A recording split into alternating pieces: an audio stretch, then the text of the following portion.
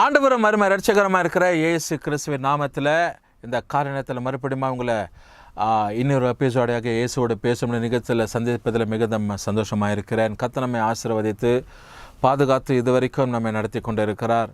அதனால் உலகத்தில் பல தீமையான காரியங்களை நம்ம பார்த்து கொண்டு இருக்கிறோம். எங்கே பார்த்தாலும் நாசங்கள், சடிதில் அழிவுங்க, விபத்து, ஆபத்து, இரத்த காயங்கள், தேசத்திற்கு தேசங்கள், யுத்தங்கள், தேசத்திற்கு தேசமாய் தவறான முடிவுங்க, இதெல்லாம் ஆண்டவருடைய இயேசு கிறிஸ்துடைய இரண்டாம் வருகைக்கு அடையாளப்பட்டதான ஒரு காரியமாக இருக்கிறது. ஆகினால தொடர்ந்து கிரேஸ் தொலைக்காட்சியில் அநேக நிகழ்ச்சிகள், அருமையான நம்முடைய கிரேஸ் தொலைக்காட்சியின் நிறுவனர் ஐயா அவங்க இந்த இப்படிப்பட்ட இரண்டாம் வருகை குறித்து, இயேசு கிறிஸ்துடைய வருகை சீக்கிரமாக இருக்கும்னு சொல்லி உலகத்தில் நடந்து கொண்டிருக்கிற பல சம்பவங்களை குறித்து அநேக காரியங்களை நீங்கள் ஒவ்வொரு நாளும் நீங்கள் பார்த்து அதை மற்றவங்களுக்கு நீங்கள் அனுப்புகிறீங்க.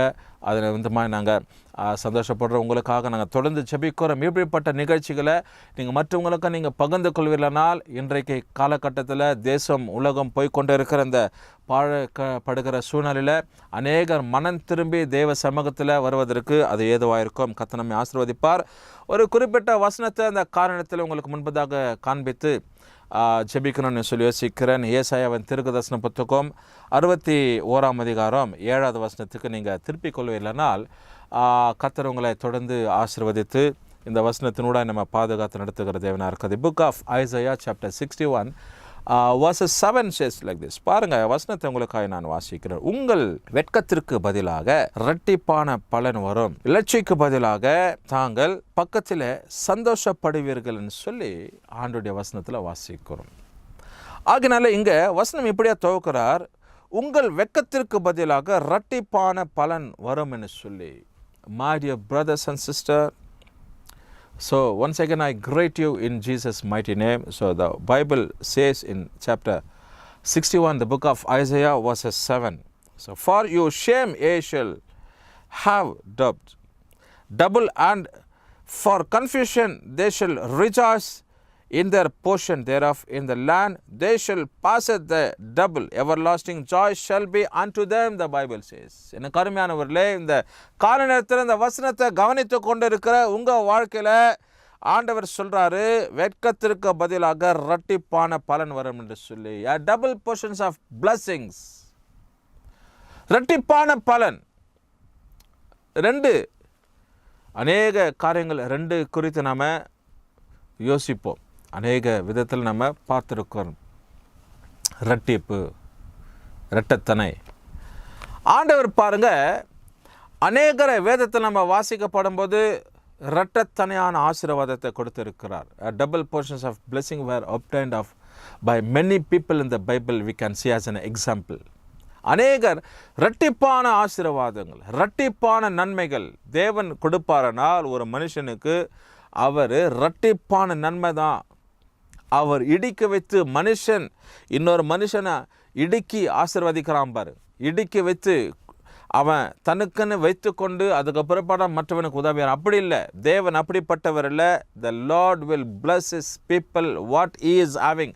அவர் என்ன வச்சிருக்கிறாரோ அந்த காரியத்து நிமித்தமாய் தேவன் அப்படி தம்முடைய ஜனங்களை ஆசீர்வதிக்கிறவராக இருக்கிறார். இந்த கால நேரத்தில் ஆண்டவர் பாருங்க, இரட்டிப்பான பலன், இரட்டிப்பான காரியங்களை உங்களுக்கு ஆண்டவர் வைத்திருக்கிறார். வெட்கத்திற்கு பதிலாக. எப்போ நம்ம வெட்கப்படுவோம்னா, ஏதாவது ஒரு தவறான காரியத்தில் மாட்டிக்கொள்ளும் போது தான் வெட்கம் நமக்கு வெட்கம் உண்டாடும்.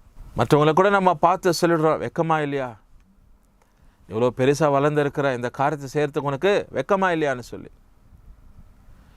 இல்லை, பெண் பிள்ளைங்க குறிப்பாக அவங்க சாதாரணமாக இயல்பாக வெட்கப்படுவது உண்டு. ஒரு ஆண்கள், ஒரு 5-6 ஆண்கள் இருக்கிறாங்க, ஒரு மருத்துவமனையிலையோ இல்லை ஒரு மெடிக்கல் ஸ்டோர்லேயோ ஒரு ப்ராவிஷன் ஸ்டோரில் எங்கேயாவது இருக்கப்படும் போது ஒரு 4-5 ஆண்கள் இருக்கிறாங்க அப்படின்னா ஒரு குறிப்பிட்ட சகோதரியோ பெண்மணியோ அந்த இடத்துல வந்து நிற்பதற்கு கொஞ்சம் தயக்கப்படுவாங்க, வெட்கப்படுவாங்க. ஒருவேளை அப்படி போல தான் இங்கே நம்முடைய வாழ்க்கையில் வருகிற வெட்கமான ஒரு காரியம், அவமானம், ஏதோ ஒரு காரியத்தில் நாம் அப்படி விழுந்து போயிருக்கிறோம். இப்படிப்பட்ட சூழ்நிலேருந்து ஆண்டவருடைய வசனத்தில் ஆண்டவர் நம்ம பார்த்த அந்த காரணத்தில் சொல்கிறாரு, உன்னுடைய வெட்கத்திற்கு பதிலாக இரட்டிப்பான பலன் வரும்னு சொல்லி. அதனால தேவன் தம்முடைய பிள்ளைகளை நடத்துவார், ஆசீர்வதிப்பார். அவர் இரட்டிப்பான காரியங்களை கொடுத்து தான் ஆசீர்வதிப்பார், தவிர அதில் எந்த விதமான மாற்று கருத்து கிடையவே கிடையாது. அதற்கு கீழே நம்ம வாசிக்கப்படும் போது இங்கே சொல்லப்படுகிறது, லட்சைக்கு பதிலாக தாங்கள் பக்கத்தில் சந்தோஷப்படுவார்கள்னு சொல்லி. லட்சைக்கு பதிலாக தன் பக்கத்தில் என்ன பண்ணுவாங்க? சந்தோஷப்படுவாங்க. அப்போ இதெல்லாம் கொடுக்கறது, இந்த காரியத்தை உண்டாக்குறது யாருன்னா ஆண்டவராகிய தேவன் தான்.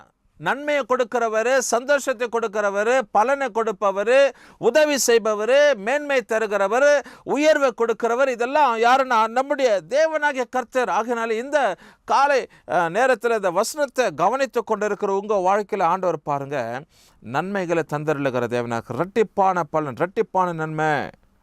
அதனால இந்த கடைசி பகுதியில் சொல்லப்படுகிறது என்னன்னா, எவர் lasting Joy shall be and them, நித்திய மகிழ்ச்சி அவர்களுக்கு உண்டாகும்னு சொல்லி. யாரெல்லாம் இந்த நன்மைகளை தேவனிடத்திலிருந்து பெறுகிறார்களோ, யாரெல்லாம் இந்த இரட்டிப்பான பங்க உடையவர்களாக இருக்கிறார்களோ, அவங்க வாழ்க்கையில் ஆண்டவர் என்ன செய்கிறார்னா, நிரந்தரமான எவர் லாஸ்டிங் நித்திய மகிழ்ச்சி. ஒரு மனுஷன் எடுத்துக்கொள்ள முடியாது. நித்தியம்னா அவ்வளோதான், கொடுக்கப்பட்டது தான். No man can take it back.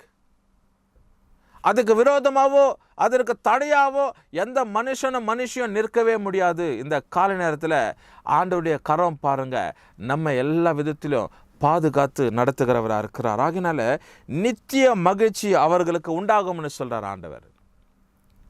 நித்தியத்தின் காரியங்கள், the everlasting things will be happen.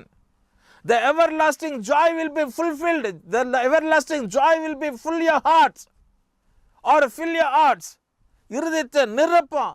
ஆகினால தேவன் பாருங்க, இப்படிப்பட்ட ஒரு சூழ்நிலை காரியத்தில் தான் நம்முடைய பிள்ளைகளை தேவன் ஆசீர்வாதத்தை நடத்துகிறவராக இருக்கிறார். ஆகினால இந்த ஏசாயா 61ஆம் அதிகாரத்தை நீங்கள் முழுக்க இதை வாசித்து இது முழுமையான காரியங்களை நீங்கள் அடைந்து கொள்ளும்போது, இந்த காரியங்களை நீங்கள் தெரிஞ்சு கொள்ளும்போது, இதில் ஆண்டவர் நமக்கென்று வைத்திருக்கிற இந்த ரகசியமான காரியங்களை, இந்த உன்னதமான ஆசீர்வாதமான காரியங்களை நம்முடைய வாழ்க்கையில் பெற்றுக்கொள்வதற்கு அது ஏதுவாக இருக்கும். அதனால் இங்கே வசனம் சொல்ல, உன் வெட்கத்திற்கு பதிலாக இரட்டிப்பான பலன் வரும்னு சொல்லி கடைசியில் சொல்லப்படும் நித்திய மகிழ்ச்சி அவர்களுக்கு உண்டாக்கும். கர்த்தர் நம்மை ஆசீர்வதிப்பார். நம்ம ஜெபிக்க போகிறோம். நல்ல பிதாவே, நித்திய மகிழ்ச்சியை தருகிறவர், இரட்டிப்பான நன்மையை தருகிறவர் நீர் ஒருவரே. அன்பு கரத்தில் ஒப்பு கொடுக்கிறோம் ஐயா. கர்த்தருடைய ஆசீர்வாதங்கள், கர்த்தருடைய தயவு, ஆறுதல், இரக்கம் இந்த பிள்ளைகளோடு கூட இருந்து இந்த நிகழ்ச்சியை பார்த்த இந்த பிள்ளைகளுக்கு எல்லாருக்குமாய் ஒரு பெரிய ஆசீர்வாதத்தை உண்டாக்குவீர். இந்த கால நேரத்தில் ஆண்டவர் இயேசு நாமத்தில் ஜெபிக்கிறோம் நல்ல பிதாவே, ஆமென். கர்த்தர் நம்மை ஆசீர்வதிப்பார்.